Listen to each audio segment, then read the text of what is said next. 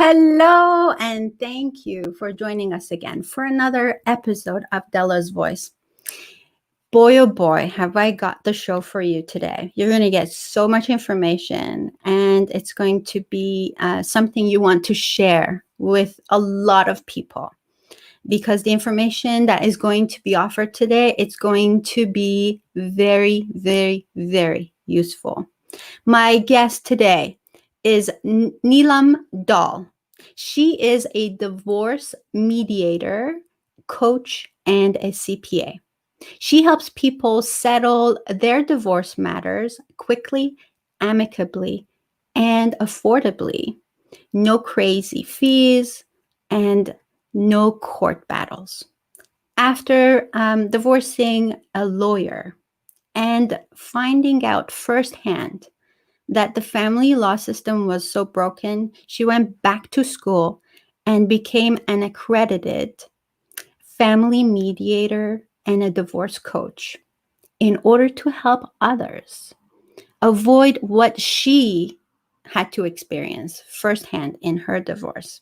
It is my pleasure to have Neelam on the show today, as she will be offering you lots of knowledge, lots of information, and hopefully that'll make a really, really big impact on someone's life who's going through something very similar. So, ladies and gentlemen, please help me welcome my guest, Neelam Dhall, on Dela's Voice. Hello and welcome. Thank you so much, Dela. So nice to be here. It's very nice to have you here.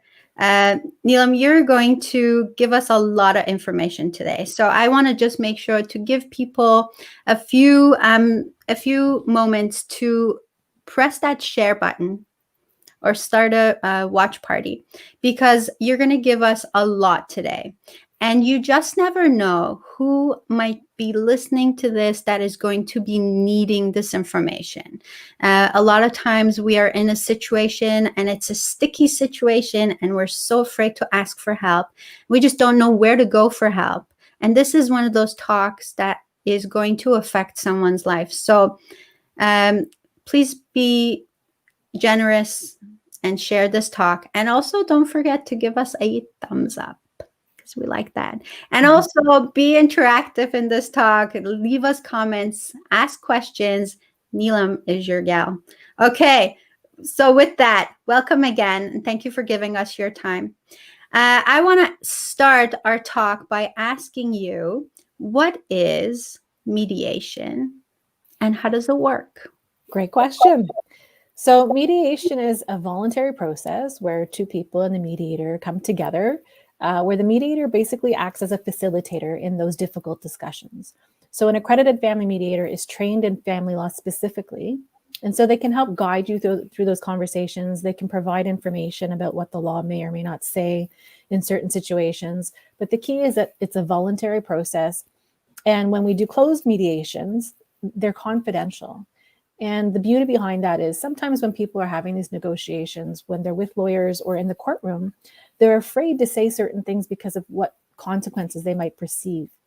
In a closed mediation, that doesn't happen. So nothing that's said or written in that closed mediation can be used against you in court. And so this ends up being a great tool, because sometimes people will be a lot more open about what their true agenda is. And the more open each of you can be with the mediator, the easier it is for the mediator to find common ground between the two of you, because you're being genuine about what you're looking for. So the key is it's a voluntary process. It's closed.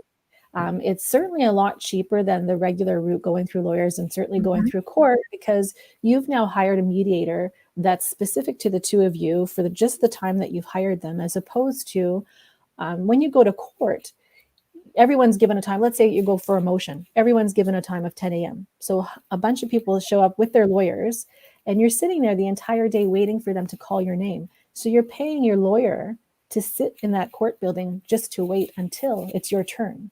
So you end up spending all this money that's really unnecessary. Whereas when you're hiring this mediator, it's just for that piece of time that you've hired them to deal with your issue.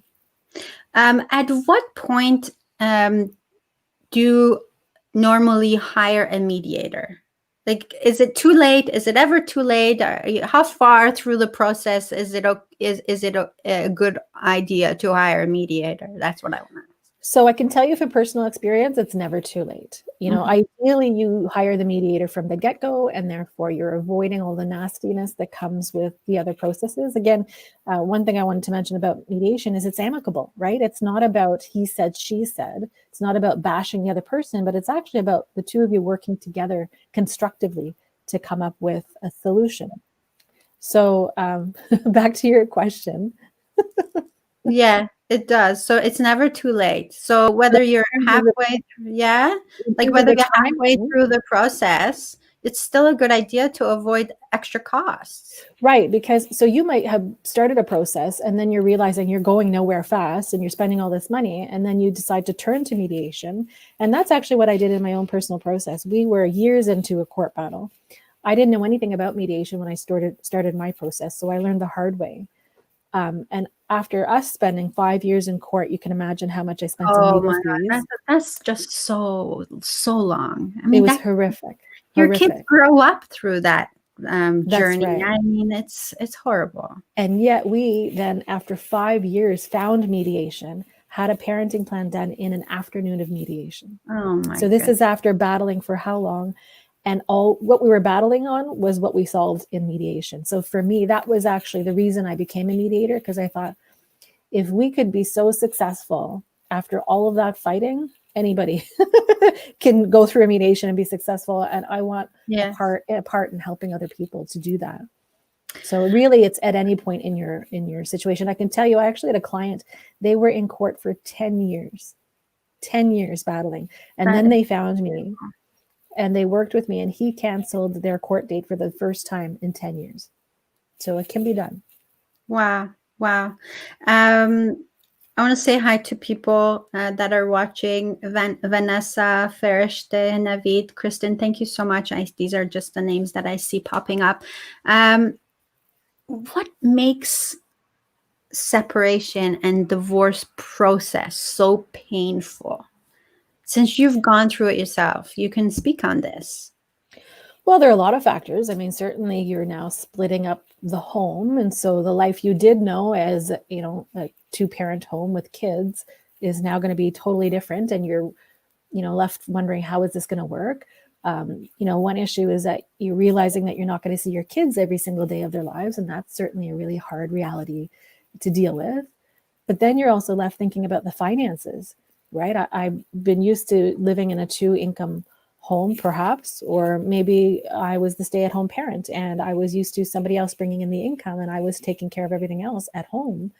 And now I'm left wondering, well, how am I going to survive? Right? If I've got to fend for myself, if I wasn't working, or even if I was working, but I was used to that second income, how will this work? Will I be able to afford another home? Will I be able to afford taking care of the kids on that single income? There's so many factors. And then the idea of, many people, of course, they're attached to the matrimonial home. And then the idea of, again, uprooting yourself. Everything that you've known about your life is now suddenly changing. So there's a lot of factors there. So I'm thinking, as a mediator, you're playing the part of, yes, not only the mediator, but also like a sort of a coach as you're coaching the couple through this. What have you noticed when people come to you? What are some things that you've noticed in them resisting the process? And how could you, if you're listening to this and you're going through this process, how could people be helping themselves, changing their mindset? Well, you want to think about what you put in is what you're going to get out of it, right? So if you go in there with an attitude, a negative attitude, or again, resisting, as you mentioned it, you're likely to come out with that kind of an outcome. Typically, people that are going through mediation are interested in some kind of resolution. That's why they're going for that process. So yes, you might be maybe particularly stuck on a certain issue. What I do with my clients is really talk them through, if somebody's really digging their heels in the sand for something, talking them through what the alternative is, right? If you can't come up with an agreement in a mediation, what's likely to happen in the other scenario, which means you're in court. And usually that's enough of a reality check to get the person to start to be reasonable. there's always going to be that one person who is maybe not the most reasonable. And, they'll try mediation for a while. And if they're just not able to budge or compromise on something, then they might realize that's not the right process for them. But like I say, typically the clients that I see, they're all interested in some kind of resolution.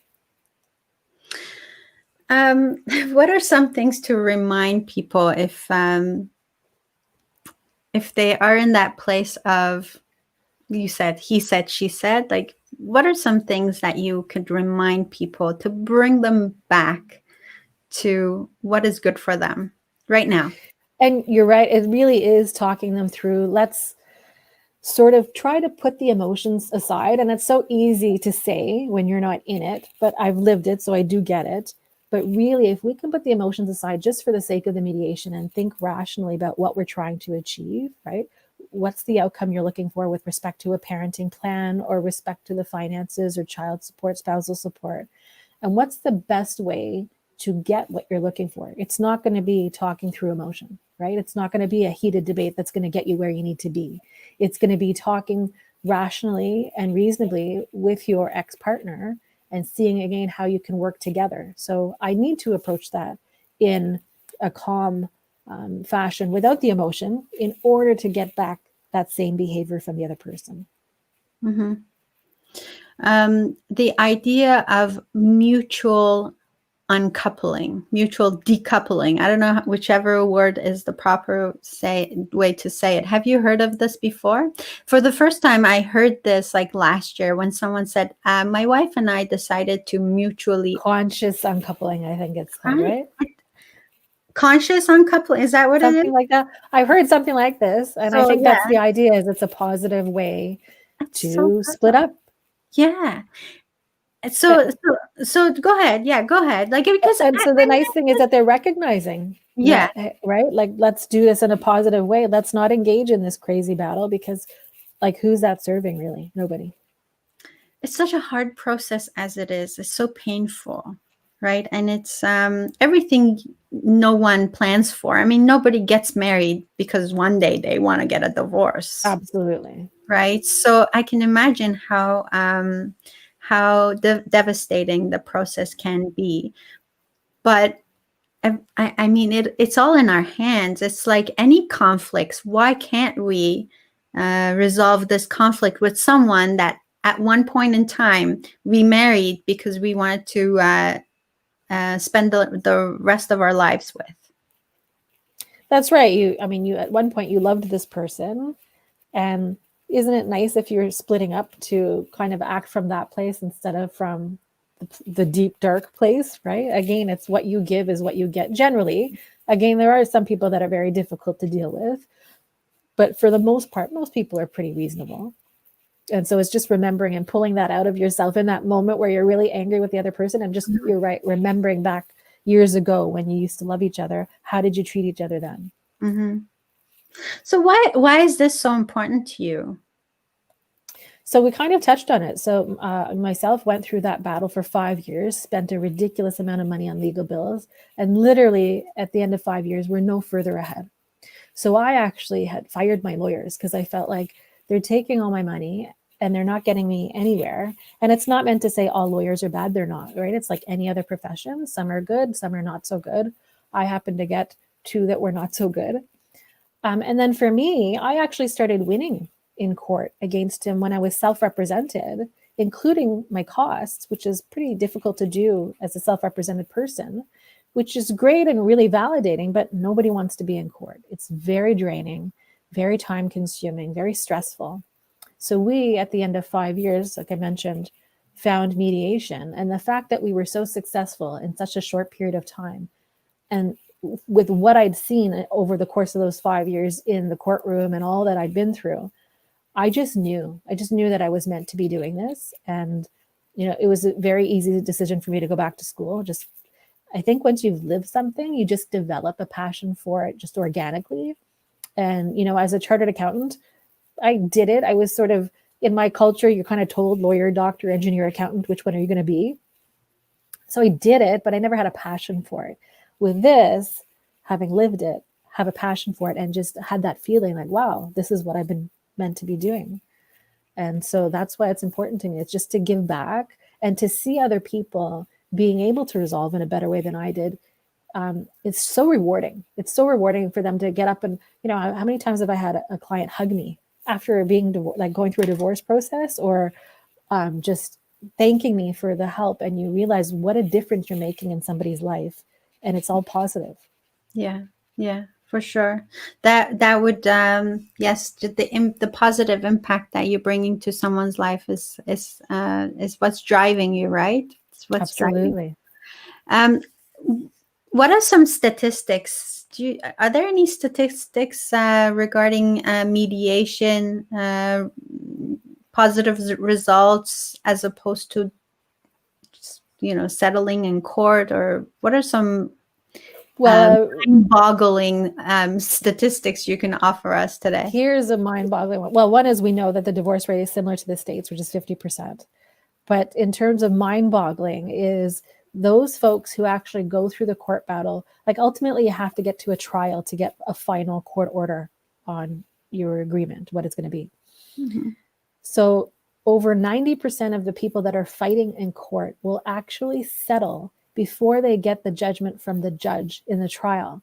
And the reason is they recognize what risk they face, because basically this judge, who is a complete stranger to you and your family, who's only met you for the time of the trial, is making a decision on what your life's going to look like for many years to come.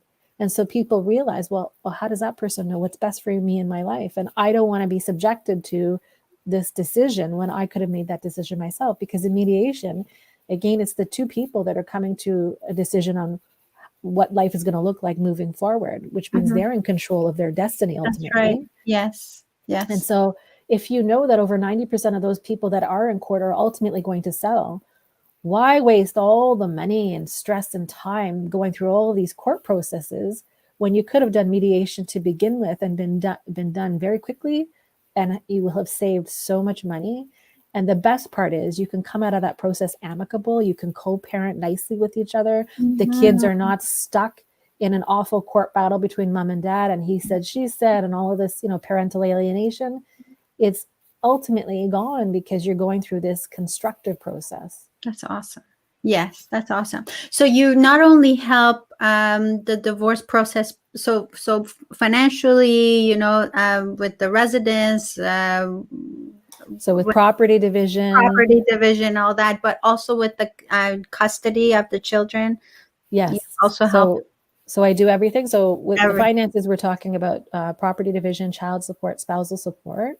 And then with the kids, we're talking about a parenting plan and decision-making, which is called access and custody. Mm-hmm. So yes, I mediate all of those issues. So it's really a one-stop shop. And then you've got, with me, a financial background. So it means I'm able to talk my clients through what the different alternatives might be for financial settlement, what the different terms mean, what are the tax consequences, does it make sense to do a lump sum payment versus a monthly payment? What things should I be aware of? And, if you're working with somebody without a financial background, you don't necessarily get all of those bonuses. Yes. That's very handy. We're going to take a quick break. Neelam, we'll be right back, and we'll be talking more on all these amazing things that you do for people. Just hanging.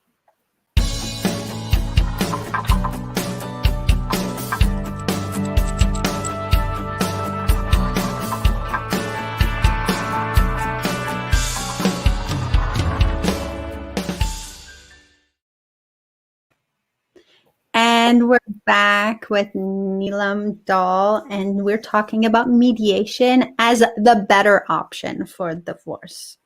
And so I know a few people who are actually in the process, and it's very hurtful to the kids, and it's very hurtful to the couple. Why don't people come to mediation more often? I think we all just, and I did the same thing, we just assume that we need to go to the lawyer. The first thing we need to do is go to a lawyer. And that's not necessarily the case. You will need a lawyer through this process. You do need to obtain independent legal advice going into the mediation, so you understand what family law says about your rights and obligations and your ex-partner's rights and obligations. And you'll certainly need a lawyer at the end of the process, because the agreement that the mediator writes is not binding. So you will need a lawyer. But, when you talk to a professional who's in the business of peacemaking, the perspective you're going to get out of them will be different than the perspective you might get out of somebody who's constantly in court, right? So it's kind of nice to hear things through that perspective to help you make decisions on the process that you're going to follow, and really, what's the outcome you're looking for, right? I don't think any of us are looking for an outcome where we hate each other and all the funds are wasted on legal fees, right? We want to get out of this relationship. We want to do it as efficiently and cost effectively as possible. So you do want to consider, do I want to talk to somebody who's in the business of building like peace between people? And is that going to help me in this process achieve the outcome I'm looking for? Mm-hmm. Ultimately, like I said, you will end up talking to a lawyer, but it's really great when you've got legal information from somebody who's not in the business of fighting. I know. More peacemaking. Yes. And reminding you that things could be done so much easier. Absolutely. Right? Yes. It's a hurtful process. I can't imagine. I've seen it many, many times happen, and it is a tough process, but the kids are the ones that suffer the most. And they do, but when people can do it well, it's not easy to do, but I'm telling you, I have some clients where they still go to each other's homes and have dinner together, and they've all moved on. They're new partners. They all get together on, Christmas and special occasions. It's the most beautiful thing I've seen. Yes.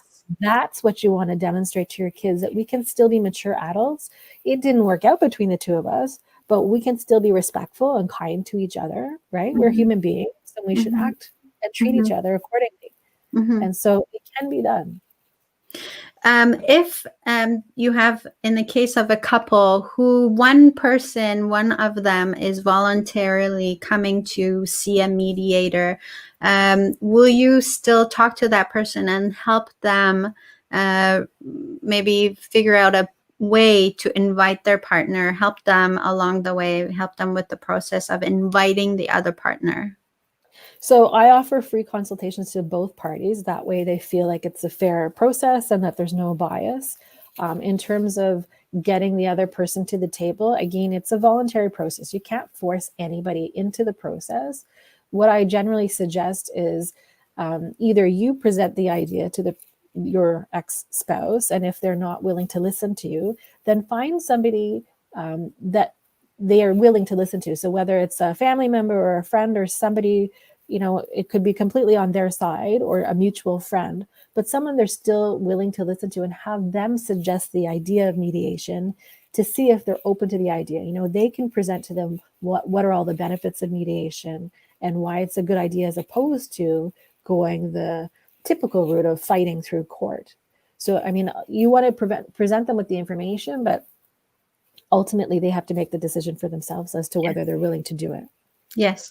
So in point form, if in case someone's taking notes, what are some of those positive benefits that they present to their partner?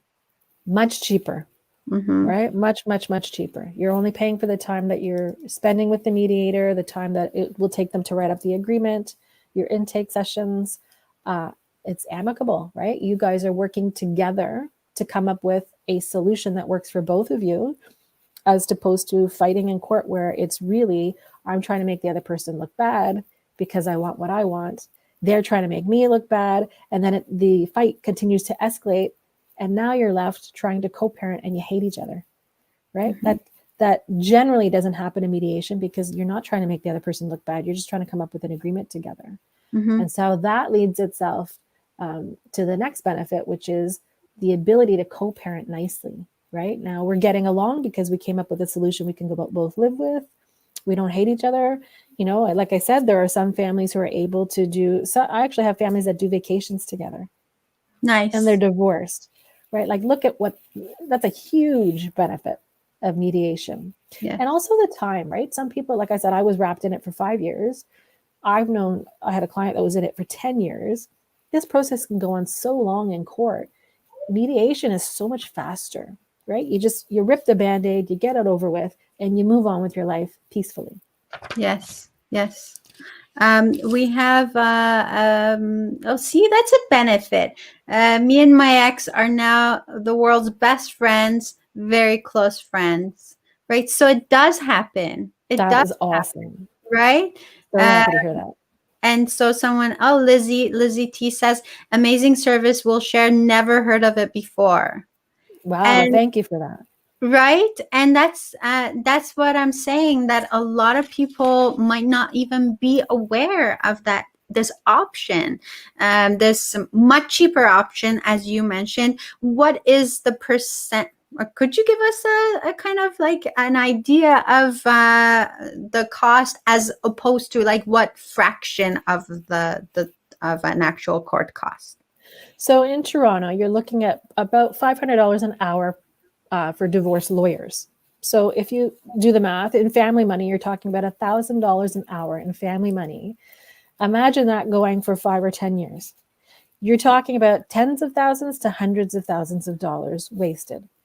With mediation, generally the mediator's rate will be less than that of a lawyer, and you're splitting it between the two of you, right? So like it is a small fraction. I can't even tell you how much less, small fraction of what you would spend if you were going to court. Yeah. And so all that saved money, put it away for the kids' education. Oh my gosh. Whatever else is important to you, go on vacation.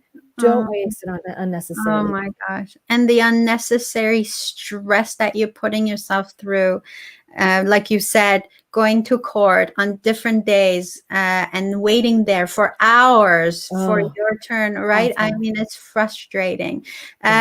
So the site, oh yes, so I'm going to put the site. Thank you, Lizzie, for reminding me. I have the banner ready here. I'm just going to show it here. It's www.simplesolutionsmediation.ca.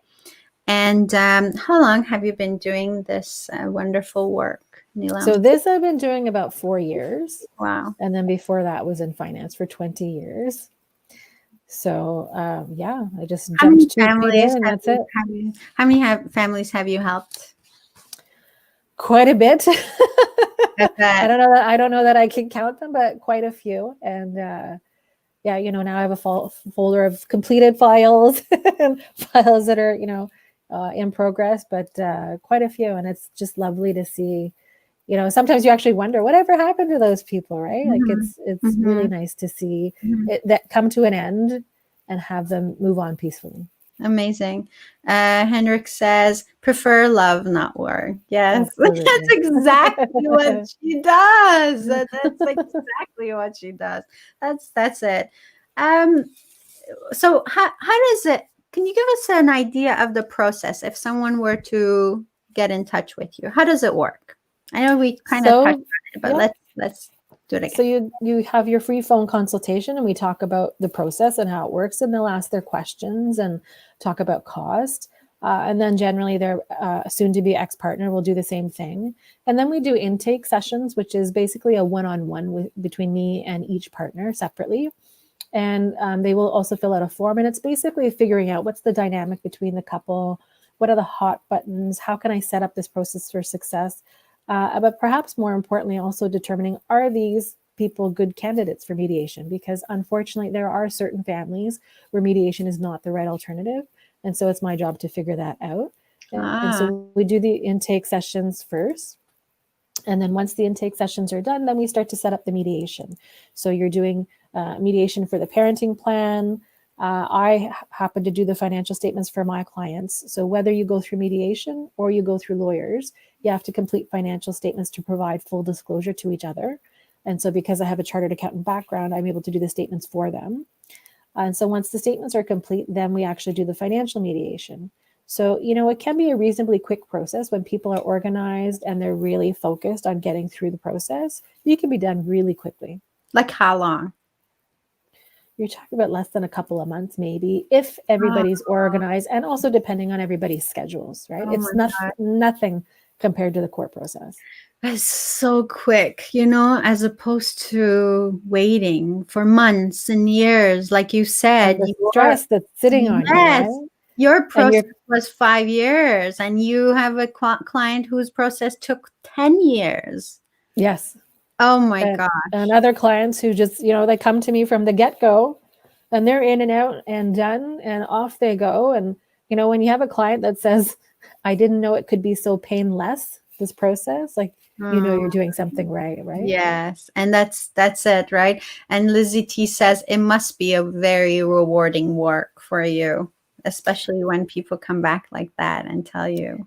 Well, it's funny, actually, the client said to me the other day, I don't know how you do it, because you're basically hearing everybody's crap all the time, which was funny to hear. And I guess it does take a special person to do this work. But at the same time, like I said, having lived it, like I just understand. Just from the get-go, there's a level of understanding, there's a level of compassion, knowing what people are going through, and at the end, knowing that you're going to help them and knowing what you're saving them from. Sometimes they don't even recognize, right? They're so spoiled from day one, they don't even recognize what they just did and what they've accomplished, right? Because it was just so easy. Mm-hmm. Have you ever had couples in your mediation session decide that, you know what, if we can work so amicably, let's get back to our lives? I had one client actually say to me something that I said resonated, where they decided they were going to try again. And you know what? Like, hats off to you. If you think that you can salvage your relationship, you should always try that first. Always, right? Even if that didn't work out that second try, at least you tried. Yeah. Right. So, yeah. I mean, I have wondered I've had a handful of clients that have been just so kind to each other. I wonder, like, why are they splitting up? Yeah. But, sometimes people become roommates, and, it's not that they dislike each other. It's not working anymore. Mm-hmm. Mm-hmm. Yes. Yes. So your kids went through this, and that must have been really tough. What are some things I want to reiterate this, because I can imagine how tough this is on kids. A lengthy, nasty divorce process that can be avoided so easily through mediation can have really lifelong effects on kids. And so, what are some of those effects, in your opinion, on kids? So, I did an interview on narcissism recently, and that's one that really sticks out in my mind, because what happens with narcissists, and, it's a buzzword right now and people use it. So we could say narcissistic tendencies, because really only a person who's qualified to identify that should call somebody a narcissist. But those kind of characteristics. Okay, so can you tell us everything you know about narcissistic tendencies? So this is when somebody everything's about them, everybody else is wrong, and I'm right. And, this person wants all of the attention, and sometimes they can manipulate the kids into whatever they need to achieve what they want, right? It's never about anybody else. It's always about the narcissist. And so the kids growing up with that can often, it'll play with their self-esteem, because unless you do it that way, the narcissist way, you're wrong. And so as a child, I'm growing up thinking I'm wrong unless I do it that way. So it's always about validation with that parent. And so the other parent, who is not the narcissist, has to work extra hard to build the self-esteem and confidence and sense of resilience in those children to combat the effects of the other parent. So that's one thing to be really aware of. And then just in terms of whatever the children are going through, like some kids are, will go through it more easily than other kids, just because their personalities are different. Could be the same exact circumstances, but personality plays a big role. And so we, as the parents, we have to watch, and maybe they need therapy, right, to help them through it. We are the ones that have to identify how we can help them and do our best to help them through. And certainly the kinder and more respectful we are with each other, the easier it's going to be for our kids to get through it, right? If we can somehow normalize this, and again, just be positive, like don't alienate the other parent, don't talk badly about the other parent. Those adult conversations should remain adult conversations. And so often you will hear about parental alienation, where the child is being brought in the middle, one parent saying something negative about the other parent, and the child stuck in the middle wondering, like, where do they go? What do they say? Who do they agree with? So then it becomes the child's agreeing with mom when at mom's house, and agreeing with dad when at dad's house. And so we as the parent, again, have to be smart and figure out what's actually going on for that child and then deal with them accordingly. Wow. Yes, you're so right. You're so right. So what's happening in the child's mind then as a result of this? How are they? Right. And then you wonder, I ask my kids too, what do you think about marriage? Right? Because you wonder, are they going to want to get married? And I don't think it's not even about a judgment thing. It's not about a right or wrong. They have to choose what path is right for them. I think we as parents have hopes for them, and we hope that they find a partner that makes them happy, where they don't have to end up in a divorce. But I think there's a lot of talking, a lot of communication that has to go on between parents and children, sort of painting it in a nicer way, right? Like mom and dad, it didn't work out for mom and dad, but that's okay, right? And these things happen, but we're kind with each other. And so you as a child, this does just because it didn't work out for us doesn't mean that's going to happen for you when you grow up. And more importantly, this is not on you. Absolutely, 100%. First thing out of our mouths, this is not your fault, has nothing to do with you, has nothing to do with the child ever. This is mom and dad, or same sex, mom and mom or dad and dad. It didn't work for us, but it has nothing to do with the child.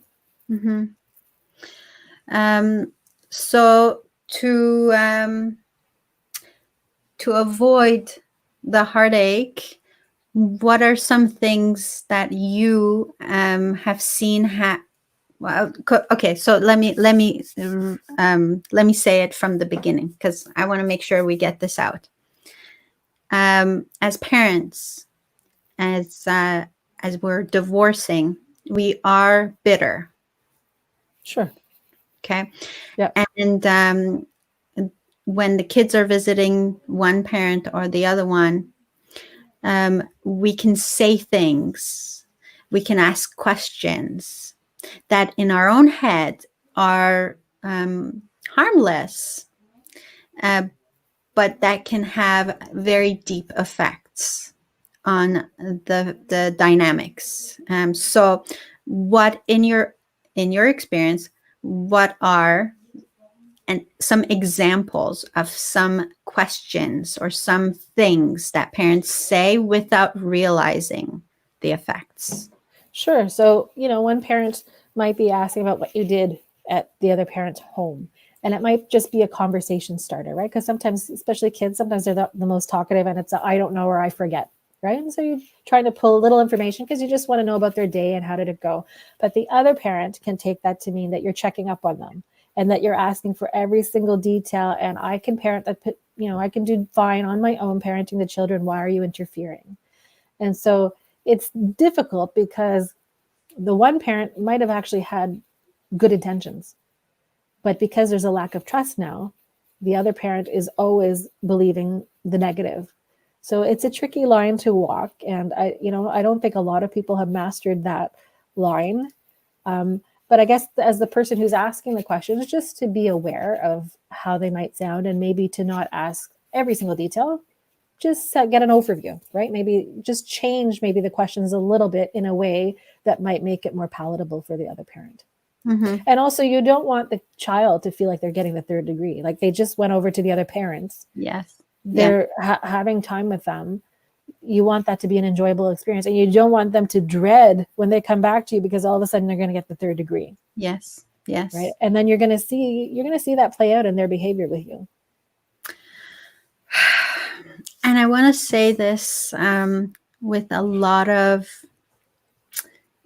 care, that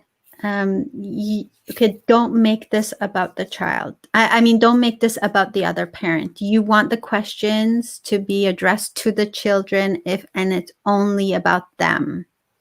Right. Absolutely. Right? Not what is the parent doing and what about the money with the parent or the child support. No.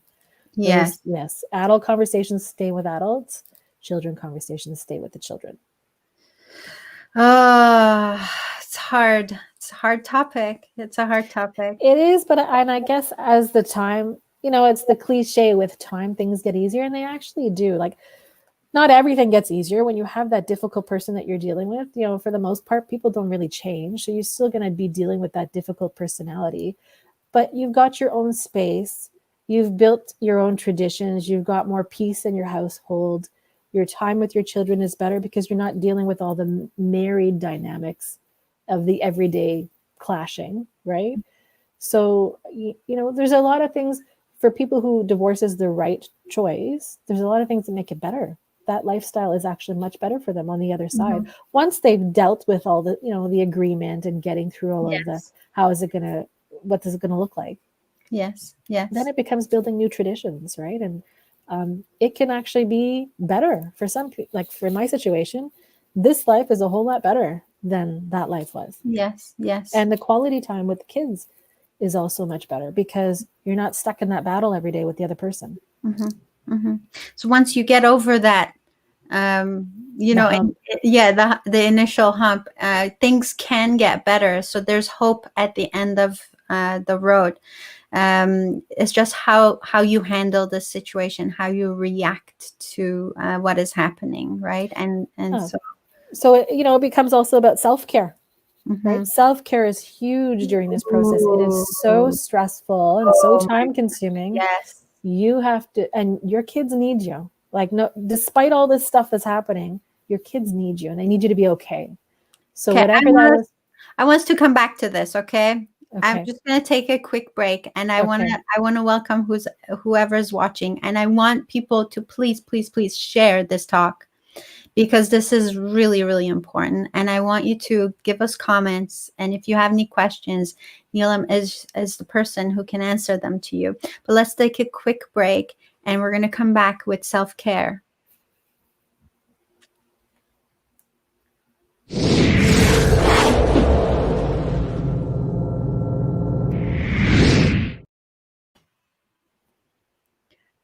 Okay, and we're back. All right, let's go back to self-care. You said that self-care is, I think, one of my favorite subjects. I think it's just in life in general. But when you're going through something as traumatic and stressful as a divorce, self-care becomes even more crucial.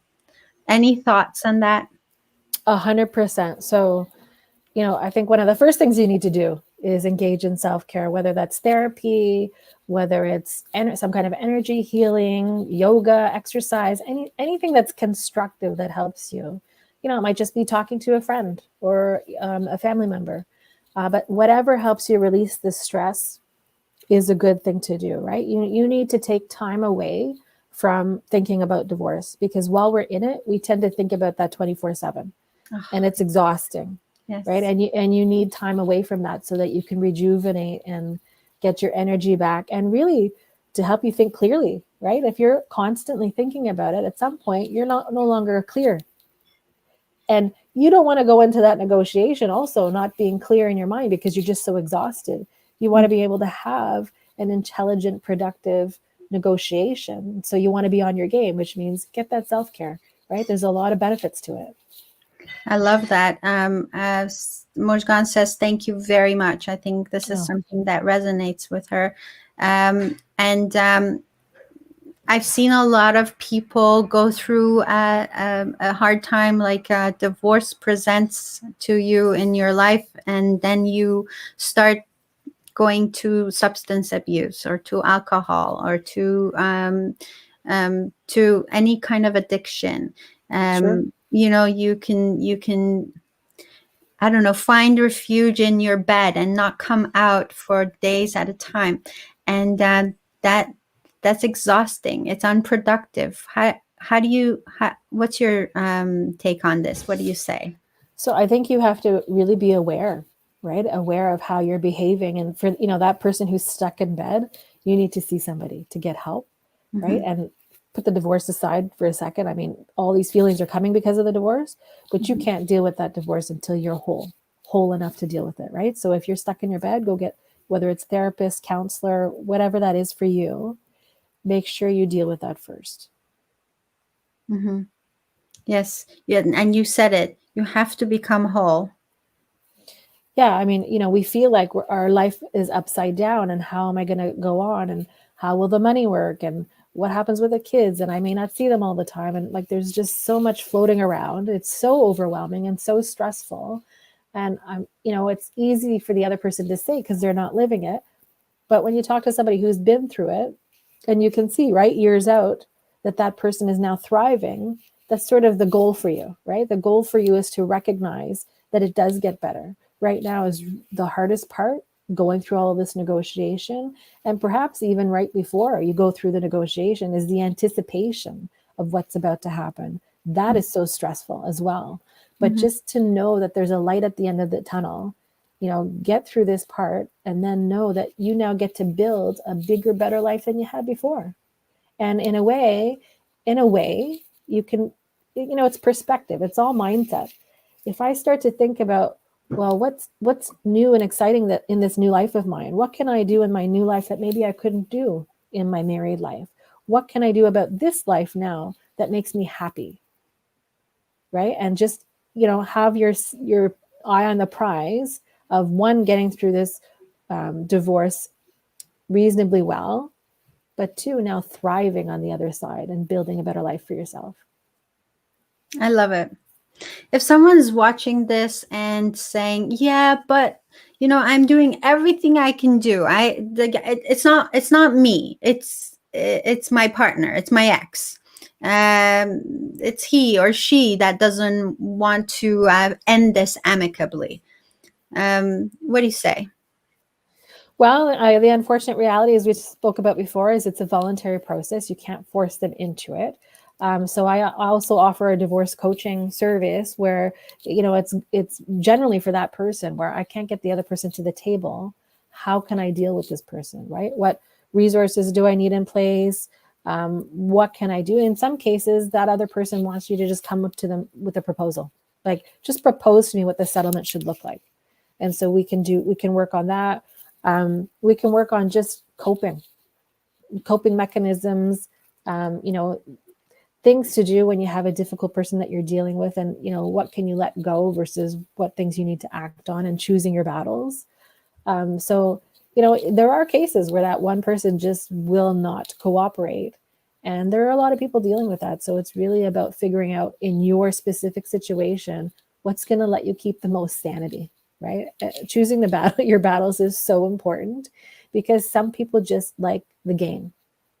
Some people are addicted to that fix of the game, and you have to be able to recognize that and know that, okay, there's not really any teeth behind what they're doing. It's just that they're trying to cause they're just trying to get under my skin. And so then you recognizing that and finding ways that you can deal with that in a positive way. Yes. And building yourself up, making yourself whole, taking care of yourself in the process is part of this journey. Absolutely. Yes. And I know that some people just joined us, and I want to again reiterate your message and the benefits from what mediation gives people, as opposed to using lawyers and the court system. So could you go over them again? So again, it's cheaper. We talked about if in Toronto, the average divorce lawyer is $500 an hour, so $1,000 an hour in family money, versus the mediator whose hourly rate will be cheaper than the lawyer, and you're splitting it between the two of you. So already you can see it's a fraction of the cost. It's a whole lot faster than the legal system. The family law system was backlogged before COVID. Imagine now when they're only hearing urgent cases. Now it's even more backlogged. So that's a very long process if you're trying to get through court, whereas a mediation can be done in, such a small amount of time. And it's amicable. Like, I mean, that is such a huge thing. Like, one is the stress level that we have will be significantly reduced if we're acting amicably. Two is our co-parenting relationship is so much better when we're acting amicably with each other and we're going through a constructive process instead of an adversarial process. And it's not, it's just not as nearly as stressful, right? It's not like when you're prim and proper in this courtroom setting and it's so overwhelming and intimidating. In a mediation, it's the two of you and a mediator, right? It's an informal, conversation that you're having with each other with the help of the mediator, it's just so much easier. Such more peaceful, such a better way of doing things. Henrik says, here in Sweden, divorcing is not taboo. Yeah, that's a good point, Henrik. Thank you. Yeah, you know what? It took me that very long. I was in my relationship for 20 years for that very reason. One of the big reasons was in our culture, we don't get divorced. Mm-hmm. And so I thought, okay, well, this is the relationship I'm in, and those are the cards that I've been dealt with. But ultimately realized it wasn't going to work. Mm-hmm. And so sometimes I think we have to throw away those stereotypes or the traditional way of thinking. And ultimately, you're the one who's living your life, nobody else. Mm-hmm. If it's not a happy life for you or a peaceful life, then you have to make a decision. You have to decide what you're willing to accept and what you're not willing to accept. We have one life to live, right? So life is short. Life is short. That's for sure. That's for sure. How can people get in touch with you? So what are some of the ways? And then if you can give me a phone number that they can call you on, I can put it right here in the comments section as well. Sure. So they can see my website at www.simplesolutionsmediation.ca, and all of my social media handles are on there. I'm on everything: Instagram, Twitter, LinkedIn, etc. I said Instagram, Facebook. And my phone number is 416-721-9575. 9575.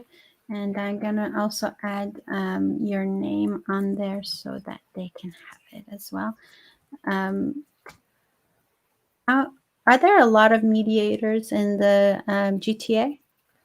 I don't think there are a lot. It's definitely the profession is seeing more and more mediators coming about. I also want people to recognize they want to make sure that their mediator is accredited by the right body. So there's one body called Alternative Dispute Resolution, and they mediate all kinds of issues. So maybe it's landlord-tenant issue, an employee-employer issue. And then there's the association that I'm accredited with that's called the Ontario Association for Family Mediation, where we are specifically trained in family law. Mm-hmm. So unfortunately, mediation is not regulated in Ontario, which means people can call themselves mediators and not have any letters behind their names. So you just want to make sure that whoever you are hiring is that they're accredited by at least one of those bodies, and two, do they have the right accreditation for what it is that you're trying to achieve? Mm-hmm. Mm-hmm. That's great. Thank you. I really appreciate this talk. And I actually have another comment here. I'm just going to read it and make sure that I understand it correctly.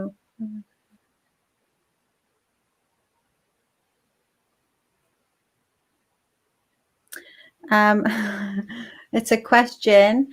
It says here, what about when the mother withholds children from the father on his agreed upon times and uses COVID as the excuse?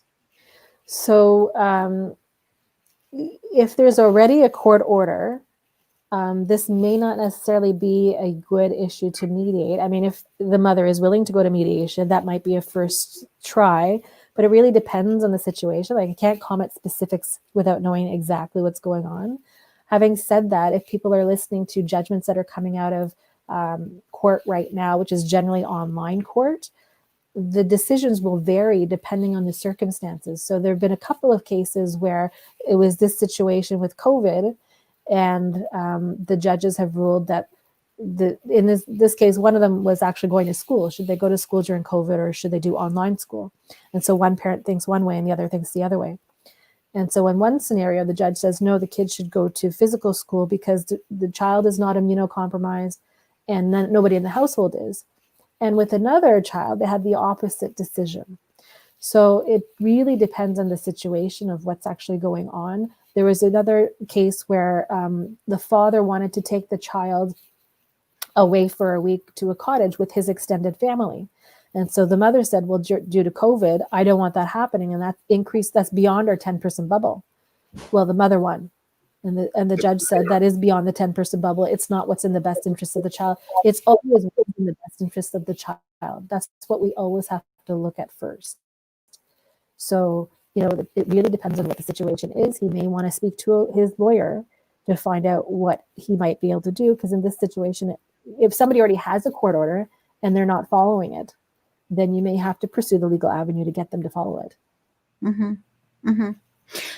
If a couple are already in the process of a court order, whatever that may be, should they agree upon a mediation process? Could they stop all the court orders? Like, is there, I don't know, Absolutely. is there a 100%. Okay. So with my own self, right? Mind you, I can't remember. We would have had some orders up until the 5 years. But particularly if you're going to mediation, you both agreed to go to the mediation. You can both agree that, court order A, B, and C are no longer applicable. And you put that in your agreement, right? Ultimately, it's going to become a formal agreement once you get the lawyers involved. And so, yeah, you can update that with whatever you've decided in a mediation. Okay.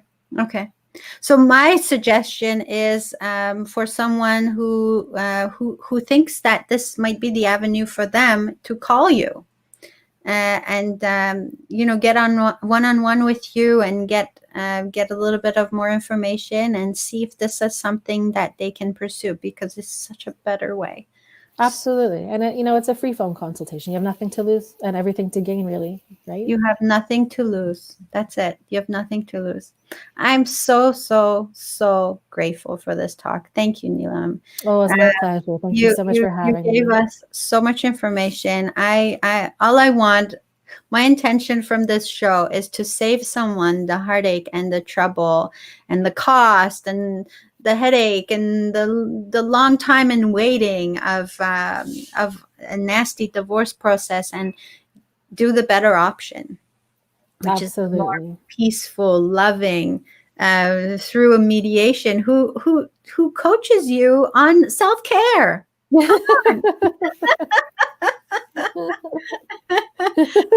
Self-care is important. Self-care is so important. Anything else you want to add, Neelam? I want to give you a couple of more minutes. If you want to add anything to this talk, please go ahead. I just want to remind people to do their research, right? Knowledge is power. So before you make a decision on something, make sure you've done your full research. Make sure you know your financial situation. Make sure you know what the law says about your rights and obligations and your soon-to-be ex-partner's rights and obligations. Make sure you understand how parenting plans work, right? Like, get as much information as you can at the beginning of the process, so that you're having a really intelligent conversation in those negotiations. Mm-hmm. Mm-hmm. Thank you. Thank you so much. The way to get in touch with Neelam is to go to her website, www.simplesolutionsmediation.ca. Her phone number is 416-721-9575. If you want to get any help from her, please go ahead. And please mention that you saw this show. We want to bring results to everyone. And with that, my dear Neelam, thank you so much for being here today. I so appreciate you and your time. And my absolute pleasure. Thank you so much. And everything you do to help this world become a more peaceful place, especially for families. It's much appreciated. Thank you. And for everyone who's watched this show, I also want to thank you for giving us your time and your commitment to your wellness. And I hope you do share this talk with other people who might benefit from this knowledge. And as always, this has been Dela's voice, hoping to spark your soul. Till next time. Bye.